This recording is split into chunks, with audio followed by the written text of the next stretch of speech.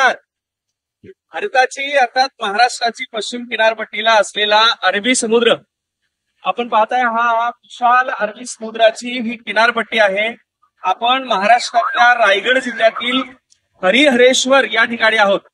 भौगोलिक दृष्ट्या अत्यंत महत्वाचं हे ठिकाण आहे. रायगड आणि रत्नागिरी या दोन जिल्ह्यांना विभागणारी सीमा म्हणजे एका बऱ्याचदा आपण पाहतो की जिल्ह्याच्या सीमा ह्या दगड ठेवून किंवा भौगोलिक प्रदेशाचे काही खाणाखुणा असतात. हा कोकणातले हे असे दोन जिल्हे आहे की या दोन जिल्ह्यांना एका नदीने विभागलेलं आहे. महाबळेश्वर इथून उगम पावणारी आपण हा डोंगर पाहताय.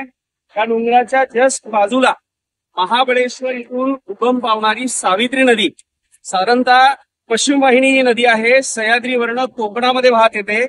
100 किलोमीटरचा प्रवास आहे. म्हणजे महाबळेश्वरहून उतरल्यानंतर पोलादपूर त्यानंतर मानगाव असं येत की हरिहरेश्वरला अरबी समुद्राला येऊन मिळते. सो या नदीच्या पात्राने एकीकडे रत्नागिरी जिल्हा आणि दुसरीकडे रायगड जिल्हा अशा पद्धतीनं एका नदीने हे दोन जिल्हे वेगळे केलेले आहेत. ज्या ठिकाणी ही नदी अरबी समुद्राला मिळते तिथे हे हरिहरेश्वराचं मंदिर आहे. भौगोलिक महत्वासोबतच इथे आध्यात्मिक आणि ऐतिहासिक एक खूप महत्वाची परंपरा आहे. त्यातली आध्यात्मिक परंपरा बघू आपण. हे जे मंदिर आहे आपण थोडं चालू इथे क्लिअर दिसेल. इथे आपल्याला दोन डोंगरांच्या मध्ये असलेलं मंदिर दिसते. हे हरिहरेश्वराचं मंदिर आहे. याबद्दलची इथे अशी एक मान्यता आहे. हरी म्हणजे विष्णू किंवा कृष्ण आणि हरेश्वर म्हणजे महादेव. सो या दोन भगवंतांच्या आध्यात्मिक मान्यता या हरिहरेश्वर मंदिराला आहे. दुसरी मान्यता ही आहे की इथे कालभैरवाचा सुद्धा इथे काही आख्यायिका स्थानिक भागामध्ये प्रचलित आहे. तिसरी मान्यता अगस्ती ऋषीने इथे तपश्चर्या केली होती अशा पद्धतीचा सुद्धा उल्लेख आढळतो. आणि चौथी मान्यता इथे मान्यता म्हणण्यापेक्षा सत्य आहे की हरिहरेश्वर पासून साधारणतः 20 किलोमीटर अंतरावर श्रीवर्धन हे ठिकाण आहे. आपल्याला माहिती आहे वंदनीय छत्रपती शिवाजी महाराजांनी रयतेचं स्वराज्य स्थापन केलं.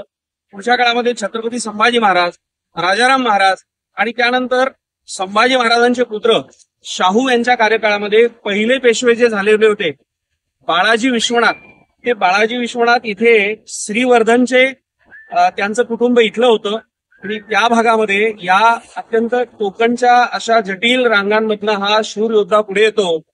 पुढच्या काळात शाहूंच्या सैन्यामध्ये तो पेशवा होतो. आणि 1711-13 नंतर पुढे आपण पाहतो की 1818 पर्यंत पेशवा हे जे घराणं आहे या घराण्याची जी सत्ता आहे अत्यंत केंद्रभागी असते. सो हे श्रीवर्धन, हरिहरेश्वर आध्यात्मिक दृष्ट्या, ऐतिहासिक दृष्ट्या म्हणजे या मंदिराला आपण जर भेट दिली तर इथे पेशव्यांच्या काळापासून याला ते कुलदैवत मानलं जातं या प्रेक्षणीय स्थळाला. सो ऐतिहासिक परंपरा आहे हरिहरेश्वर म्हणजे भगवंताचं. हरिहरेश्वरला दक्षिणेतली काशी म्हणून संबोधलं जातं. अनेक भाविक इथे दर्शनाला येतात. आणि नैसर्गिक दृष्ट्या सुद्धा हा अत्यंत नयनरम्य अशा पद्धतीचा प्रदेश आहे. सो आपण नक्की या भागात आला तर इथे व्हिजिट करा. अभ्यासाच्या दृष्टिकोनातून अत्यंत महत्वाचा असलेला सावित्री नदीचा असलेला अरबी समुद्राला मिलाप हा सुद्धा अत्यंत महत्वाचा आहे.